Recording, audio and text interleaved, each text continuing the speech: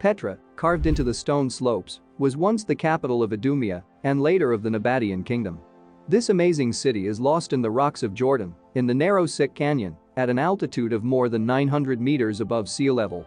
He makes a huge impression. It is impossible to believe that this miracle was created by people more than 2,000 years ago. And with the first rays of the sun and at sunset, Petra shimmers with scarlet and pale pink tones, for which she received the nickname Pink City. Petra, carved into the stone slopes. Carved into the stone slopes. To get to Petra, you have to walk several kilometers along the Sick Gorge, but it's worth it. Going beyond the walls of the gloomy corridor, you will see the graceful pediments of the palace tomb of Al-Khazneh, the amazing monastery of El-Deir, the source of Moses Al-Musa, numerous temples, colonnades, baths, and mausoleums. In total there are more than 800 architectural and historical monuments.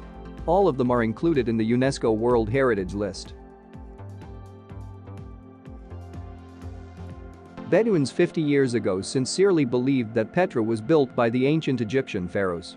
Today we know that the Egyptians had nothing to do with the construction of this fantastic city.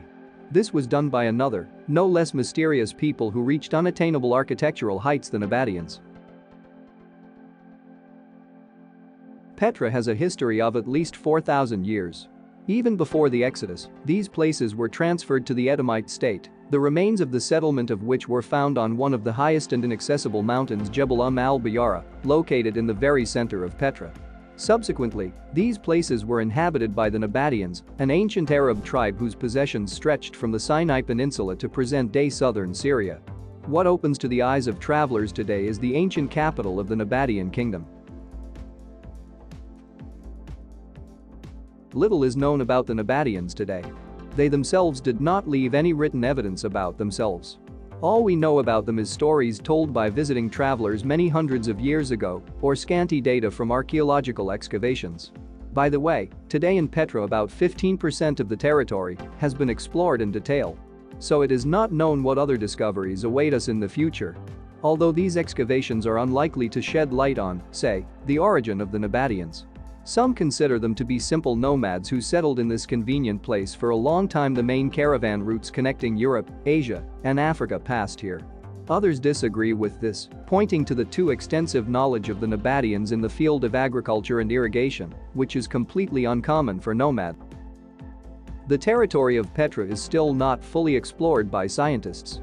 It is possible that real sensations will be presented to the world in the near future.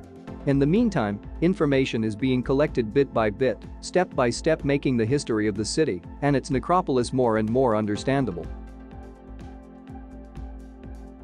Thanks for watching. If you liked the video, be sure to subscribe.